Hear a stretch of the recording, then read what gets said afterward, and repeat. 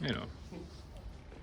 How's this process been for you coming into a new system, new coaches, just new school, the whole thing? It's been a great transition. I got family down here, like our south, so being able to have support system close by has been good, and coaching staff's been nothing but supportive. Coach Wiles, Coach Gibson, Coach Dorn especially. They've been really supportive, really confidence boosting, and I love playing for them. So it's been good so far. During the portal process, what made NC State stand out? I think it's just the way they've been successful consistently.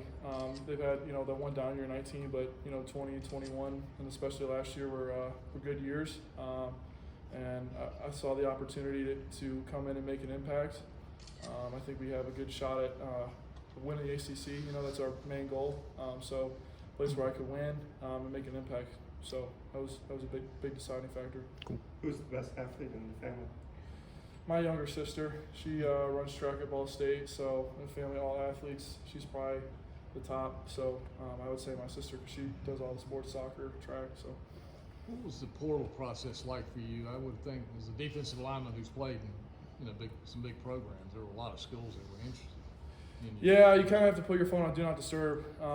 I knew going into the portal that NC State was one of the schools I was hoping to hear from. So when I got the 919 area code, I was keeping my eye out for that one. But you got to have the schools reach out to you, but you got to really have a plan in place to see who you want.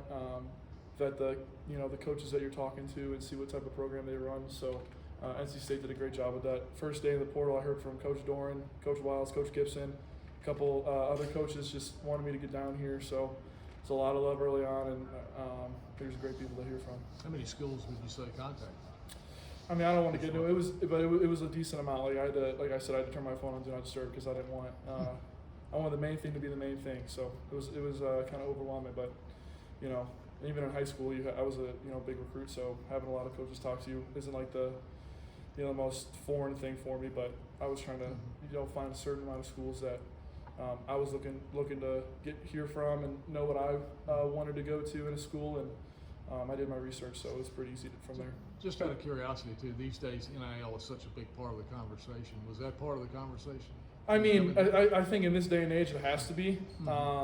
It wasn't the main deciding factor because. Especially at every Power 5 school, they have collectives and other different types of endorsement opportunities.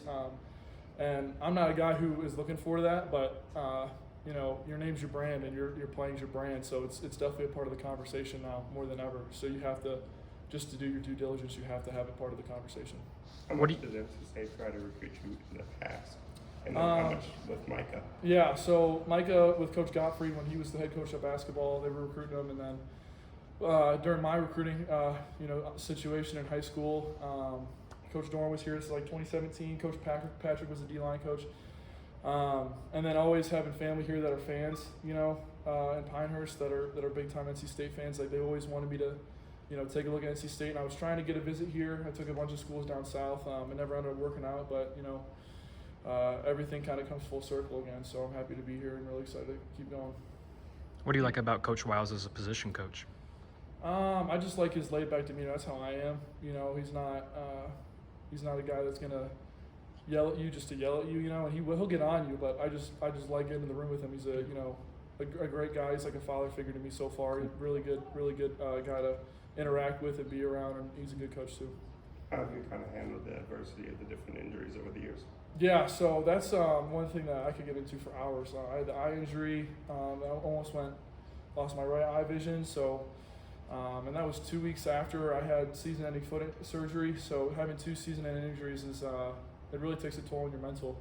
So having a good support system, being big in the faith, that's one of the things that I was laying down on my side for 2 weeks straight just to get some fluid out of my right eye. So being able to read with one eye in my Bible, staying, praying, and doing everything I needed to do to just keep my mental, because it's one of the toughest things to think about losing your eye, but on top of that, I lost my life. Football's my life, and not being able to do that was my first time I wasn't able to, play because of injury. So, took everything in my power to get back to, really, feeling the drive to be the best player I can be. But I'm happy that I was able to get through that, through a great support system, great training staff too, great doctors that allowed me to get to where I need to be to keep going forward. Is that good?